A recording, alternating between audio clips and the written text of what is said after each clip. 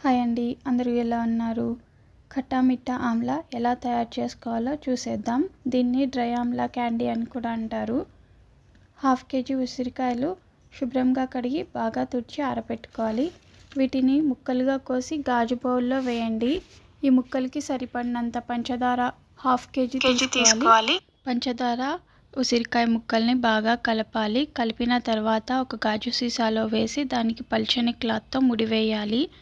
నేను tissue paper పెట్టి rubber band వేశాను. క్యాప్ పెడితే ముక్కలు నల్లగా మారుతాయి. ముక్కలకు గాలి తగలాలి కాబట్టి పల్చని క్లాత్తో కవర్ చేయాలి. ఇలా 2 రోజులు పంచదార కరిగే వరకు ఉంచాలి. మధ్యలో కదుపుతూ ఉండాలి. మళ్ళీ క్లోజ్ చేసి ఉంచండి. ఈ ఉసిరికాయ ముక్కల్ని ప్లాస్టిక్ కవర్ పైన స్ప్రెడ్ చేసి బాగా ఎండలో ఆరనివ్వాలి. ఈ ఉసిరి ముక్కల్ని తీసిన తర్వాత మిగిలిన జ్యూస్ ఆర్ పాకాన్ని పారవేయకుండా ఫ్రిడ్జ్లో స్టోర్ చేసుకొని వాటర్లో కలుపుకొని షర్బత్లా తాగొచ్చు. లెమనేడ్ కంటే టేస్టీగా ఉంటుంది.